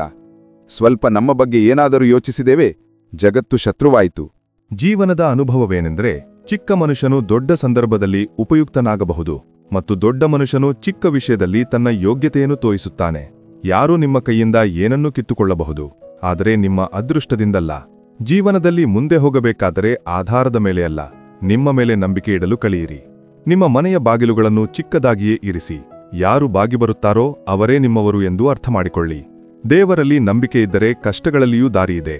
ಜ್ಞಾನವಂತನನ್ನು ಅರ್ಥಮಾಡಿಸಬಹುದು, ಅಜ್ಞಾನಿಯನ್ನೂ ಅರ್ಥಮಾಡಿಸಬಹುದು, ಆದರೆ ಅಹಂಕಾರಿಯನ್ನು ಯಾರೂ ಅರ್ಥಮಾಡಿಸಲು ಸಾಧ್ಯವಿಲ್ಲ. ಅವನಿಗೆ ಸಮಯ ಮಾತ್ರ ಅರ್ಥಮಾಡಿಸುತ್ತದೆ. ಶ್ರೀಕೃಷ್ಣನು ಹೇಳುತ್ತಾನೆ, ಮನುಷ್ಯನ ಜೀವನವು ಅವನ ಕರ್ಮಗಳ ಮೇಲೆ ಮಾತ್ರ ನಡೆಯುತ್ತದೆ. ಅವನ ಕರ್ಮ ಹೇಗಿರುತ್ತದೆಯೋ ಅವನ ಜೀವನವೂ ಹಾಗೇ ಇರುತ್ತದೆ. ಯಾವ ಮನುಷ್ಯನು ನನ್ನನ್ನು ಅತಿ ಪ್ರೀತಿಸಿ ಈ ಪರಮ ರಹಸ್ಯಮಯ ಗೀತಾಶಾಸ್ತ್ರವನ್ನು ನನ್ನ ಭಕ್ತರಿಗೆ ಹೇಳುತ್ತಾನೋ ಅವನು ನನ್ನನ್ನೇ ಪಡೆಯುತ್ತಾನೆ. ಇದರಲ್ಲಿ ಯಾವುದೇ ಸಂಶಯವಿಲ್ಲ. ಅವನಿಂದಲೂ ಹೆಚ್ಚು ನನಗೆ ಪ್ರಿಯವಾದ ಕೆಲಸ ಮಾಡುವವರು ಮನುಷ್ಯರಲ್ಲಿ ಯಾರೂ ಇಲ್ಲ, ಹಾಗೂ ಇಡೀ ಭೂಮಿಯ ಮೇಲೆ ಅವನಿಂದಲೂ ಹೆಚ್ಚು ನನಗೆ ಪ್ರಿಯರಾದವರು ಭವಿಷ್ಯದಲ್ಲಿಯೂ ಇರುವುದಿಲ್ಲ. ಯಾವ ಮನುಷ್ಯನು ಶ್ರದ್ಧೆಯಿಂದ ಮತ್ತು ದೋಷರಹಿತನಾಗಿ ಈ ಗೀತಾಶಾಸ್ತ್ರವನ್ನು ಶ್ರವಣ ಮಾಡುತ್ತಾನೋ ಅವನು ಎಲ್ಲಾ ಪಾಪಗಳಿಂದ ಮುಕ್ತನಾಗಿ ನನ್ನ ಪರಮಧಾಮವನ್ನು ಪಡೆಯುತ್ತಾನೆ. ನಾನು ಭೂಮಿಯ ಮಧುರ ಸುಗಂಧ, ನಾನು ಅಗ್ನಿಯ ಉಷ್ಣತೆ, ನಾನು ಎಲ್ಲ ಜೀವಂತ ಪ್ರಾಣಿಗಳ ಜೀವನ ಮತ್ತು ಸನ್ಯಾಸಿಗಳ ಆತ್ಮಸಂಯಮವೂ ನಾನೇ. ದೇವರು ಹೇಳುತ್ತಾನೆ, ಯಾವ ಮನುಷ್ಯನು ಗೀತೆಯ ಈ ರಹಸ್ಯವನ್ನು ಭಕ್ತರಿಗೆ ತಿಳಿಸುತ್ತಾನೋ ಮತ್ತು ಇದನ್ನು ವಿಸ್ತರಿಸುತ್ತಾನೋ ಹಾಗೂ ಪ್ರಚಾರ ಮಾಡುತ್ತಾನೋ ಆ ಮನುಷ್ಯನು ನನಗೆ ಅತ್ಯಂತ ಪ್ರಿಯ. ಕನ್ನ ಹೇಳುತ್ತಾನೆ, ನಿಮ್ಮ ತೊಂದರೆಗಳಿಗೆ ಇತರರನ್ನು ಕಾರಣವೆಂದು ಭಾವಿಸುವುದರಿಂದ ನಿಮ್ಮ ತೊಂದರೆಗಳು ಎಂದಿಗೂ ಕಡಿಮೆಯಾಗುವುದಿಲ್ಲ. ಇದ್ದಕ್ಕಿದ್ದಂತೆ ನಿಮ್ಮ ಬಗ್ಗೆ ಯಾರಾದರೂ ವ್ಯಕ್ತಿ ವರ್ತನೆ ಬದಲಾಯಿಸಿದರೆ ಆ ವ್ಯಕ್ತಿ ನಿಮ್ಮಿಂದ ಏನನ್ನಾದರೂ ಬಯಸುತ್ತಿದ್ದಾನೆ ಎಂದು ಅರ್ಥಮಾಡಿಕೊಳ್ಳಿ. ವಿಜ್ಞಾನ ಹೇಳುತ್ತದೆ, ನಾಲಿಗೆಯ ಮೇಲಿನ ಗಾಯ ಬೇಗ ಗುಣವಾಗುತ್ತದೆ, ಆದರೆ ಜ್ಞಾನ ಹೇಳುತ್ತದೆ, ನಾಲಿಗೆಯಿಂದ ಆದ ಗಾಯ ಎಂದಿಗೂ ಗುಣವಾಗುವುದಿಲ್ಲ. ರಾತ್ರಿಯ ಮುಷ್ಟಿಯಲ್ಲಿ ಒಂದು ಬೆಳಗೂ ಇದೆ. ಷರತ್ತು ಏನೆಂದರೆ, ಮೊದಲು ಮನಸ್ಸು ತುಂಬಿ ಕತ್ತಲನ್ನು ನೋಡಿ. ನೆನಪಿಡಿ, ಅತಿದೊಡ್ಡ ಅಪರಾಧ ಅನ್ಯಾಯವನ್ನು ಸಹಿಸಿಕೊಳ್ಳುವುದು ಮತ್ತು ತಪ್ಪಿನೊಂದಿಗೆ ರಾಜಿ ಮಾಡಿಕೊಳ್ಳುವುದು. ಮನುಷ್ಯನು 2 ಕಾರಣಗಳಿಂದ ಸಂಪೂರ್ಣವಾಗಿ ಬದಲಾಗುತ್ತಾನೆ. ಒಂದೋ ಅವನ ಜೀವನದಲ್ಲಿ ಯಾರಾದರೂ ವಿಶೇಷ ವ್ಯಕ್ತಿ ಬಂದರೆ, ಅಥವಾ ಯಾರಾದರೂ ಅತಿ ವಿಶೇಷ ವ್ಯಕ್ತಿ ಅವನ ಜೀವನದಿಂದ ಹೊರಟು ಹೋದರೆ. ಯಾರೂ ನಿಮ್ಮ ಕಣ್ಣೀರನ್ನು ನೋಡುವುದಿಲ್ಲ, ಯಾರೂ ನಿಮ್ಮ ದುಃಖವನ್ನು ನೋಡುವುದಿಲ್ಲ, ಯಾರೂ ನಿಮ್ಮ ನೋವನ್ನು ಅರ್ಥಮಾಡಿಕೊಳ್ಳುವುದಿಲ್ಲ. ಆದರೆ ವಿಚಿತ್ರವೇನೆಂದರೆ ಎಲ್ಲರಿಗೂ ನಿಮ್ಮ ತಪ್ಪುಗಳು ಕಾಣಿಸುತ್ತವೆ. ಜಗತ್ತಿನ 4 ಸ್ಥಳಗಳು ಎಂದಿಗೂ ತುಂಬುವುದಿಲ್ಲ: ಸಮುದ್ರ, ಸ್ಮಶಾನ, ತೃಷ್ಣೆಯ ಮಡಕೆ ಮತ್ತು ಮನುಷ್ಯನ ಮನಸ್ಸು. ಹೊಗೆ ಸಹ ತನ್ನ ಅಸ್ತಿತ್ವವನ್ನು ಹುಡುಕುತ್ತದೆ, ಕೆಲವೊಮ್ಮೆ ತನ್ನನ್ನು ತಾನೇ ಕಳೆದುಕೊಂಡು, ಕೆಲವೊಮ್ಮೆ ಗಾಳಿಯಾಗಿ. ಒಳ್ಳೆಯ ಮನುಷ್ಯನಲ್ಲೂ ಒಂದು ಕೆಟ್ಟ ವಿಷಯವಿದೆ, ಅವನು ಯಾವಾಗಲೂ ಇತರರನ್ನು ತನ್ನಂತೆ ಭಾವಿಸುತ್ತಾನೆ. ಹೀಗೆ ಯಾವುದೇ ಪುರಾವೆ ಇಲ್ಲ ಯಾರು ಯಾರಿಗೆ ಏನು ಎಂದು. ಈ ಹೃದಯದ ಸಂಬಂಧಗಳು ಕೇವಲ ನಂಬಿಕೆಯಿಂದೇ ನಡೆಯುತ್ತವೆ. ಮನುಷ್ಯನ ಅತಿದೊಡ್ಡ ಶತ್ರು ಅವನ ಮನಸ್ಸು. ಅದು ಹಿಡಿದು ಆ ಕ್ಷಣಗಳ ನೆನಪುಗಳನ್ನು ತರುತ್ತದೆ, ಅದು ನೋವು ನೀಡುತ್ತದೆ. ನಮ್ಮ ವರ್ತನೆ ಗಣಿತದ ಶೂನ್ಯದಂತೆ ಇರಬೇಕು. ಅದು ಸ್ವತಃ ಯಾವುದೇ ಮೌಲ್ಯವನ್ನು ಹೊಂದಿರುವುದಿಲ್ಲ, ಆದರೆ ಇತರರೊಂದಿಗೆ ಸೇರಿಕೊಂಡಾಗ ಅದರ ಮೌಲ್ಯವನ್ನು ಹೆಚ್ಚಿಸುತ್ತದೆ. ನಾಣ್ಯಗಳು ಯಾವಾಗಲೂ ಶಬ್ದ ಮಾಡುತ್ತವೆ, ಆದರೆ ನೋಟುಗಳು ಯಾವಾಗಲೂ ಮೌನವಾಗಿರುತ್ತವೆ. ಆದ್ದರಿಂದ ನಿಮ್ಮ ಮೌಲ್ಯ ಹೆಚ್ಚಾದಾಗ ಶಾಂತವಾಗಿರಿ. ನಿಮ್ಮ ಯೋಗ್ಯತೆಯ ಶಬ್ದ ಮಾಡುವ ಜವಾಬ್ದಾರಿ ನಿಮ್ಮಕ್ಕಿಂತ ಕಡಿಮೆ ಮೌಲ್ಯ ಇರುವವರಿಗೆ ಬಿಡಿ. ಜಗತ್ತಿನ ದೃಷ್ಟಿಯಲ್ಲಿ ಸ್ವಲ್ಪ ಗರ್ವದಿಂದ ನಡೆಯಲು ಕಲಿಯಿರಿ. ನಮ್ಮಂತಹ ಹೃದಯವನ್ನು ಇಟ್ಟುಕೊಂಡು ತಿರುಗಿದರೆ ಜನರು ಸುಟ್ಟಲೇ ಇರುತ್ತಾರೆ. ಜನರು ಕನ್ನಡಿಯನ್ನು ಎಂದಿಗೂ ನೋಡಿರುತ್ತಿರಲಿಲ್ಲ. ಕನ್ನಡಿಯಲ್ಲಿ ಚಿತ್ರದ ಬದಲಿಗೆ ಚಾರಿತ್ರ ಕಾಣಿಸುತ್ತಿದ್ದರೆ. ಇಡೀ ಬಾಲ್ಯ ಹ್ಯಾಂಡ್ರೈಟಿಂಗ್ ಸುಧಾರಿಸುವಲ್ಲಿ ಕಳೆದುಹೋಯಿತು ಮತ್ತು ಜೀವನ ಕೀಬೋರ್ಡ್ನ ಮೇಲೆ ಕಳೆಯುತ್ತಿದೆ. ನೀವು ಯಾರನ್ನಾದರೂ ಎಷ್ಟು ಬೇಕಾದರೂ ಹೊಗಳಬಹುದು, ಆದರೆ ಅಪಮಾನವನ್ನು ಯಾವಾಗಲೂ ಅಳೆದು ತೂಗಿ ಮಾಡಿ. ಯಾಕೆಂದರೆ ಇದು ಸಾಲ. ಇದನ್ನು ಬಡ್ಡಿಯೊಂದಿಗೆ ತೀರಿಸಲು ಎಲ್ಲರೂ ಸಾಯುತ್ತಾರೆ. ಜೀವನದಲ್ಲಿ ಅತಿ ಹೆಚ್ಚು ಸಂತೋಷ ಮತ್ತು ಅತಿ ಹೆಚ್ಚು ದುಃಖವನ್ನು ಯಾರಿಗೂ ಹೇಳಬೇಡಿ, ಯಾಕೆಂದರೆ ಜಗತ್ತು ದೊಡ್ಡ ಕ್ರೂರಿ. ಅತಿ ಹೆಚ್ಚು ಸಂತೋಷದ ಮೇಲೆ ಕಣ್ಣು ಮತ್ತು ಅತಿ ಹೆಚ್ಚು ದುಃಖದ ಮೇಲೆ ಉಪ್ಪು ಹಾಕುತ್ತದೆ. ಕತ್ತಲೆಯಲ್ಲಿ ಮೇಣದ ಬತ್ತಿ ಮತ್ತು ಕಷ್ಟಗಳಲ್ಲಿ ಭರವಸೆ ಜೀವನದಲ್ಲಿ ಬಹಳ ಉಪಯುಕ್ತವಾಗಿವೆ. ಯಾವಾಗಲೂ ನಿಮ್ಮ ಕಾಲುಗಳ ಮೇಲೆ ನಿಲ್ಲಲು ಪ್ರಯತ್ನಿಸಿ, ಬೇರೆಯವರ ಮೇಲೆ ಅವಲಂಬಿಸಬೇಡಿ. ಯಾಕೆಂದರೆ ಈ ಜಗತ್ತಿನಲ್ಲಿ ಯಾರ ಜೀವನಕ್ಕೂ ಯಾವುದೇ ಭರವಸೆಯಿಲ್ಲ. ನೀವು ಅನೇಕ ವಿಷಯಗಳಲ್ಲಿ ಪರಿಪೂರ್ಣರಾಗಿಲ್ಲ ಎಂಬುದು ನಿಜ, ಆದರೆ ನಿಮ್ಮ ಇಲ್ಲದೆ ಅನೇಕ ವಿಷಯಗಳು ಪರಿಪೂರ್ಣವಾಗಿಲ್ಲ ಎಂಬುದೂ ಸಹ ನಿಜ. ಮಿತ್ರರೇ, ನೀವು ಈ ವಿಡಿಯೋದಿಂದ ಬಹಳಷ್ಟು ಕಲಿತಿದ್ದೀರಿ ಎಂದು ನಾನು ಭಾವಿಸುತ್ತೇನೆ. ವಿಡಿಯೋವನ್ನು ಲೈಕ್ ಮಾಡಿ ಮತ್ತು ಶೇರ್ ಮಾಡಿ. ಕಮೆಂಟ್ನಲ್ಲಿ ಜೈ ಶ್ರೀ ರಾಧೇ ಕೃಷ್ಣ ಎಂದು ಬರೆಯಲು ಮರೆಯಬೇಡಿ. ಮತ್ತು ಇಂತಹ ಜ್ಞಾನವರ್ಧಕ ವಿಡಿಯೋಗಳನ್ನು ಪಡೆಯಲು ನಮ್ಮ ಚಾನಲ್ ಅನ್ನು ಸಬ್ಸ್ಕ್ರೈಬ್ ಮಾಡಿ, ಘಂಟೆಯನ್ನು ಖಂಡಿತ ಒತ್ತಿ. ಭಗವಾನ್ ಶ್ರೀಕೃಷ್ಣನು ನಿಮ್ಮನ್ನು ಯಾವಾಗಲೂ ಸಂತೋಷವಾಗಿ ಇಡಲಿ. ಜೈ ಶ್ರೀ ರಾಧೇ ಕೃಷ್ಣ. ರಾಧೆ ರಾಧೆ.